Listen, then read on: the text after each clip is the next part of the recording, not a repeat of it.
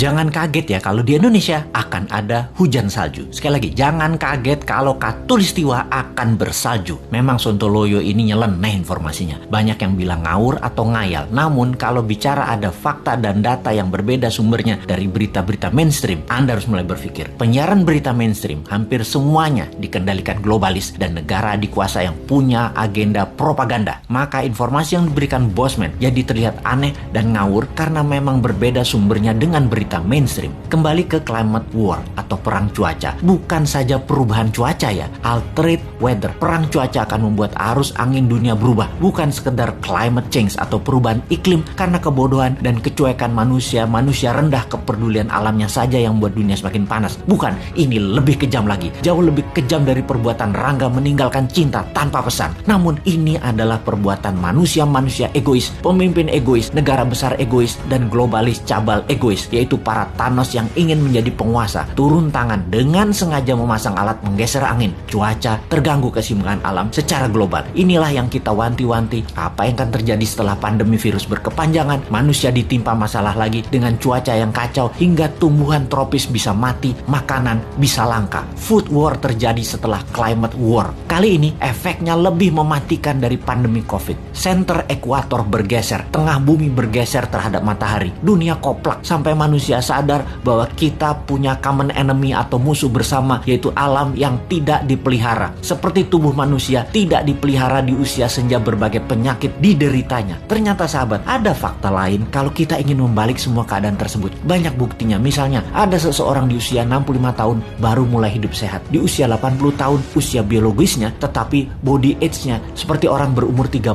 tahunan karena dirawat dengan baik walaupun mulainya dari umur 65. Dia makan sehat, olahraga, dan lain sejenisnya. Sekali, padahal selama 65 tahun hidupnya berantakan, namun ketika diputuskan berubah 180 derajat, balik arah, semua bisa jadi muda lagi, sehat lagi. Dunia pun sama. Selama ini dunia tidak dirawat oleh manusia, maka penyakit bumi itu banyak. Hal inilah yang membuat bumi menua dengan cepat dan menjadi renta. Tapi bukan tidak bisa disembuhkan. Bisa, selama kita semua sepakat berjuang memperbaiki. Indonesia di tahun 2045 adalah pemimpin yang akan memimpin perbaikan alam dunia ini semua. Untuk itu, New Mind selama 24 tahun ke depan hingga tahun 2045 akan pegang kendali utuh, menyelesaikan masalah dalam negeri dan luar negeri, menyetop kegilaan Amerika dan Tiongkok, serta menyetop globalis cabal. Ini bukan impian kosong. Ini mungkin impian segelintir orang awalnya. Namun ketika 1 juta orang percaya, akan jadi collective belief. Ketika 10 juta orang pertama, kekuatan keyakinan makin besar. Dan ketika 100 juta orang percaya, maka Indonesia akan bergetar. Ketika 270 juta orang Indonesia percaya, Indonesia menang. Dan ketika 1 miliar manusia percaya, dunia semakin sehat. Ketika 5